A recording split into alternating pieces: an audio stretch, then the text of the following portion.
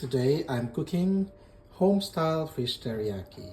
So these are frozen but thawed bassa slices. So I drizzled some olive oil and put some salt and pepper and some chili as well into the fish, and then just gently mix them before I fry them using the air fryer. There you go. I'm now putting the fish fillets into the air fryer. So I don't have to put oil here because we've already drizzled some olive oil. So just make sure that there's plenty of space for each cutlet. There you go. We're gonna fry these until they're golden brown. I think that's enough for this batch. Or maybe one more. Save on electricity. Okay, I can squeeze in one more slice here. Ayan. Okay. This should be fine. Now, putting them in the air fryer now. I would probably put the timer on maybe 20 minutes, but I'll have to check every now and then.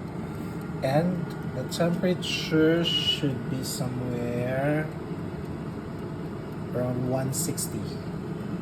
Okay, I looked at whatever vegetable or condiments we have in our fridge. I only found some cherry tomatoes, carrot,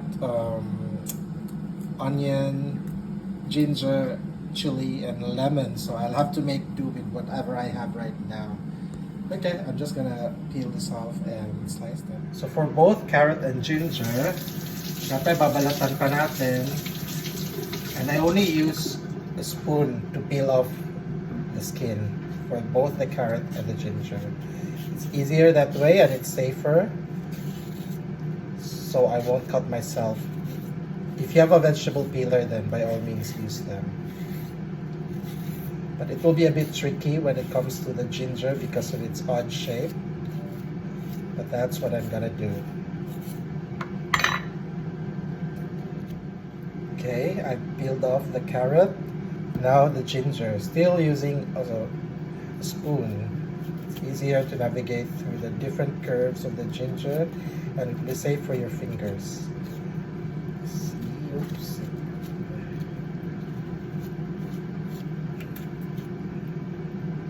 Okay, I'm done peeling. Peeling the ginger. Okay, just trivia lang. At some point last year, nagkaroon ng shortage ng ginger supply dito sa Sydney. So umabot ng $50 Australian dollars per kilo yung ginger. Buti na lang, late last year, bumaba na siya. I think ngayon, nasa $27 per kilo na lang siya. I'll check the fish if okay na siya. Okay, it's been 10 minutes. Tignan natin yung fish. How does it look like? Okay, it's a bit golden brown. So, after 10 minutes at 160, I hope I won't break this. Non-stick naman siya, yung air fryer. Pero, okay, let's just be careful. I'll just, babaliktarin ko lang siya. Put the fish on the other side. Okay, so I've turned the fish over and we'll cook them for another 10 minutes. For the remaining 10 minutes. Now I'm gonna wash the onion. I heard at some time din last year, nagmahal yata ang sibuyas sa Pilipinas. Buti na lang hindi naman namin naranasan dito yun. So yan, just wash it and then remove the first layer. You can use as much onions depende sa panlasa nyo. Ako isa lang because I'm not really a fan. I just slice it neatly.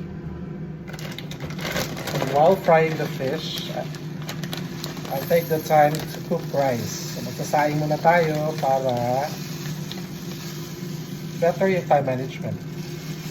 And since I don't have that measuring cup, I'm just using the normal cup. And I'll cook 2 cups.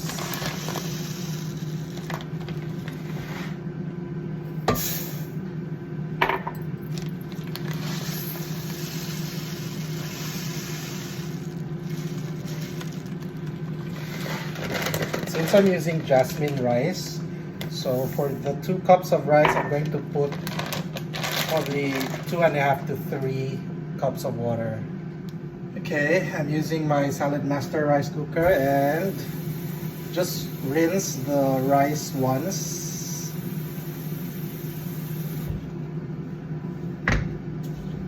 Just to remove some powdery residue. I mean, you don't have to. Kasi malinis naman ang bigas na nakapack na siya. Pero just for safety, ayan. Isa lang.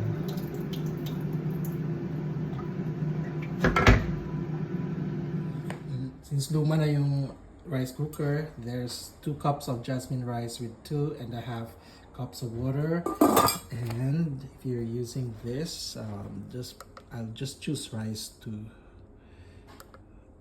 RC2, and then yep, that will cook in itself. Kakalimutan ko na lang. Okay, nag-automatic off na po yung air fryer. Let's check how it looks like. I think this is enough because it's just a bit golden brown, because anyway we will also put some sauce here. So I'm just putting them dito sa isang plate na malalim. Nilagyan ko lang siya ng paper towel to absorb any excess oils para naman kahit papano less cholesterol siya.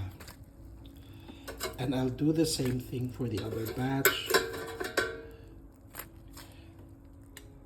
Again, we put the second batch of fish fillets. By the way, fillets kasi siya pronounce ito sa Australia. Sa American, fillet. So fish fillet, dito fish fillet. Okay, so another batch.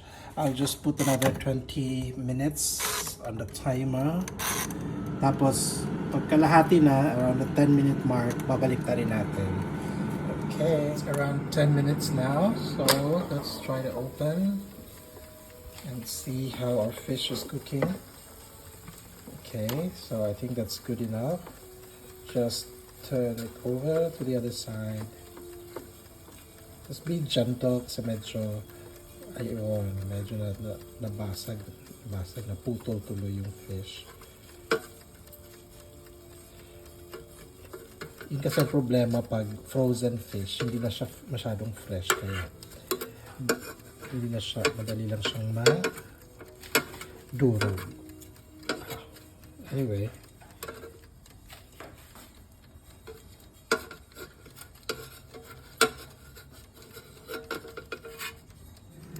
when I cook, I don't usually use or follow recipe. So, bahala na si Batman. I'm putting some brown sugar into a bowl.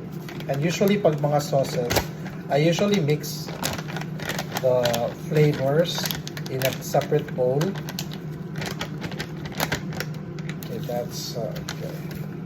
So here is probably 3 tablespoons of brown sugar. And then I'm just gonna put some pepper as well,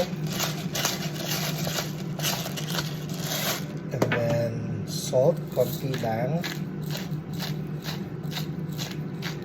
And because I don't follow recipe, no 2 dishes ever the same pag ako nagluluto. Kahit sabihin pa natin teriyaki siya or escabeche, it will never be the same twice. I put some chili powder as well.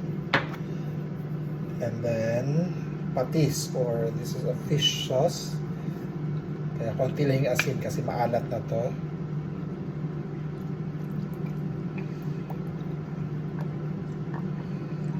And then of course, I'm going to put some soy sauce. Ini-imagine ko lang kasi, when you say teriyaki, di ba nag-aagaw yung alat tsaka tamis. And siguro ma-achieve ko yun with brown sugar and soy sauce really.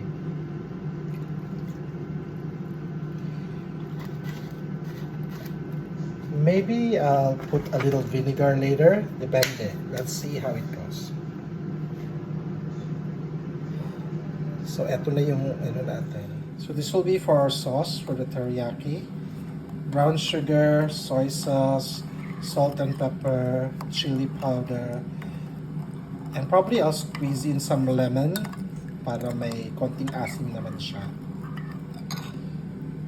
Not sure if this is still okay, but okay, there's lemon.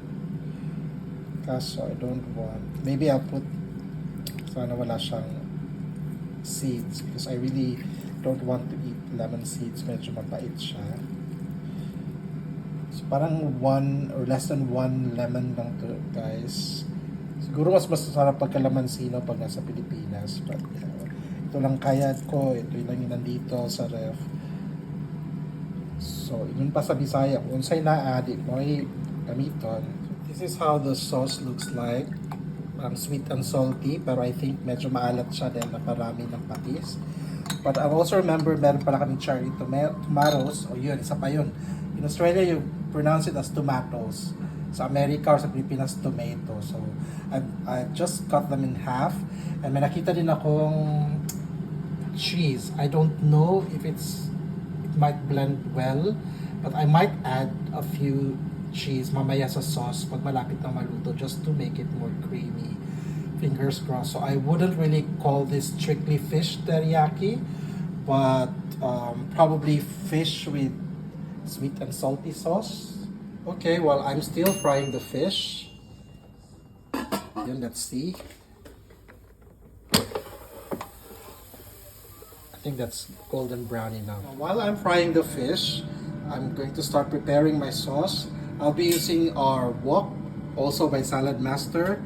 Di naman nagmamayabang pero matagal na rin tong Salad Master set namin. Siguro more than 10 years. So, ganun siya ka-durable, di ba? Time-tested.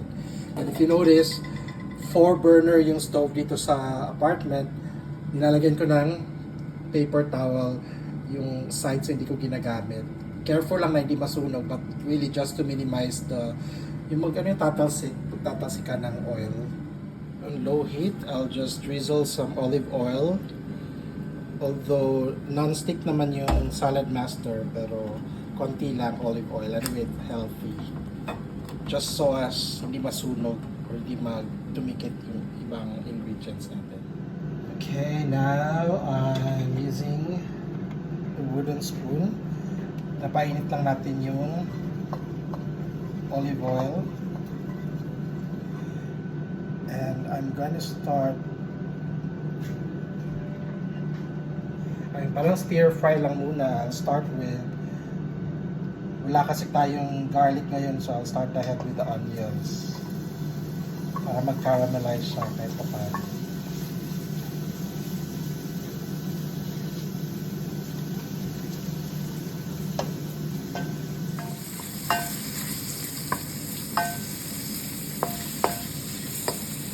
Just slow to medium heat para hindi agad masunog.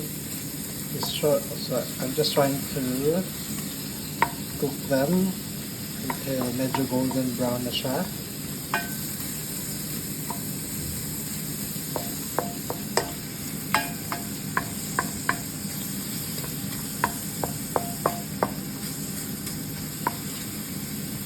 And then I put in the carrots. Kasi medyo matagal maluto ang carrots. And the reason why kasama siya sa pag-stir fry para ma-coat naman lang siya ng oil. Hindi siya madaling madurog pag nilagay na natin yung actual sauce. And then I've added the cherry tomatoes or cherry tomatoes or kamatis para maluto din siya.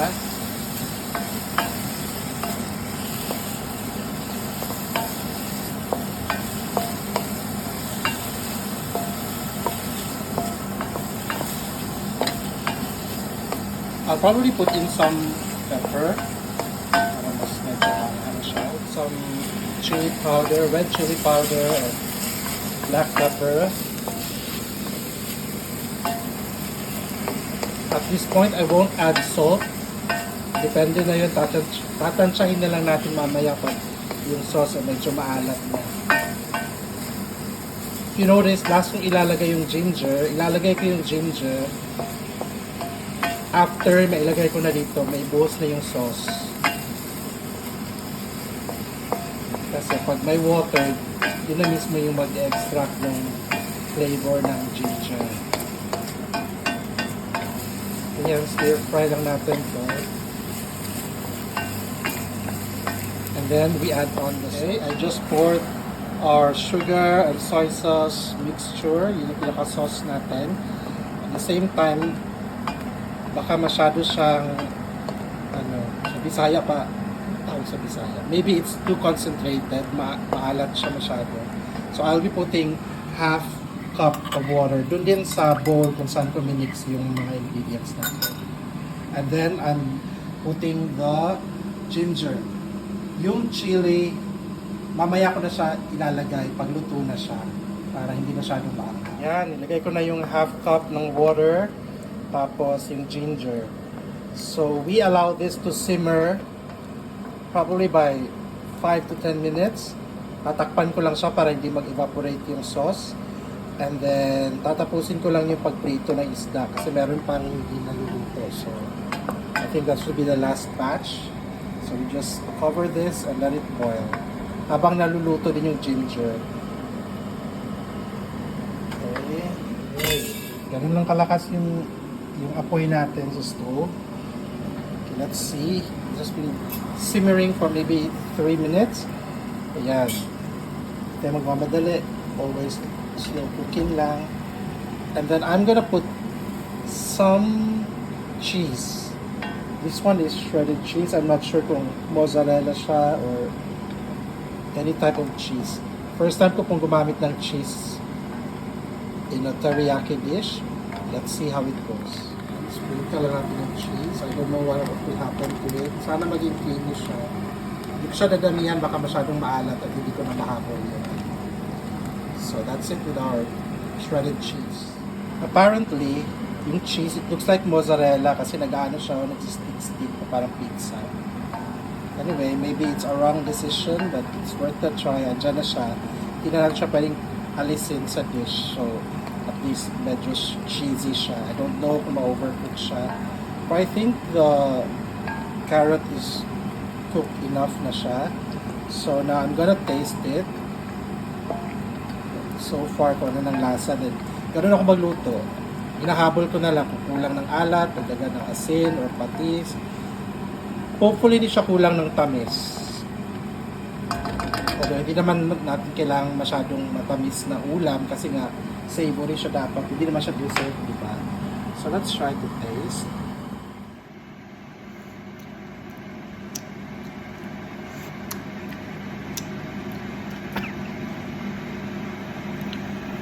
Para siyang manghang.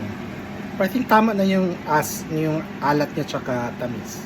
Let me try again.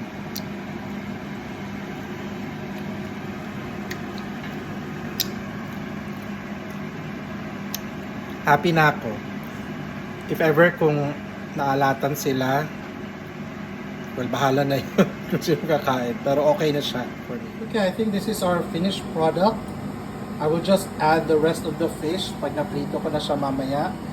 Ayun, pinatong ko lang siya dun sa naging vegetable and sauce natin. And then later on, let this sit for probably half an hour or 30 minutes para ma-absorb talaga ng fish yung naging sauce natin. Tapos, iwas lang.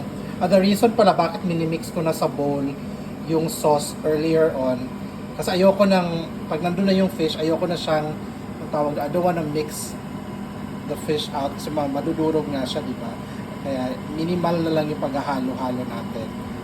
In fact, just for a second thought, mamaya tikman natin pag pag nalagay na lahat ng fish. But it looks nice. Right? Almost forgot. May sili pa pala, so ayun. Nalagay ko lang siya just for garnishing. Maluluto din siya paunti-unti. Small naman siya pagkakahiwa. So, let it be there.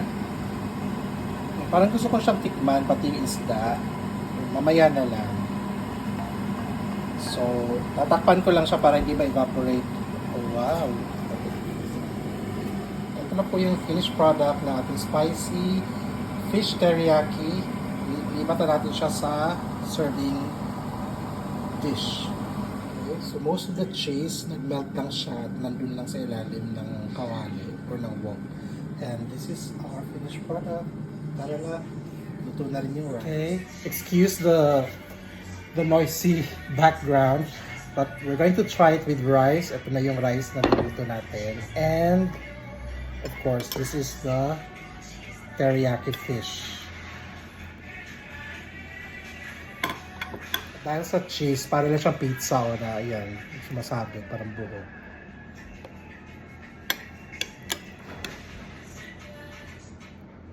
Yun, with the rice cutting.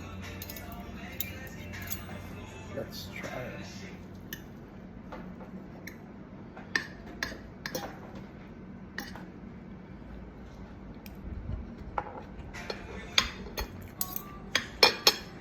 Masarap. Lami kayo. Halang lang kayo siya. Lami, babe.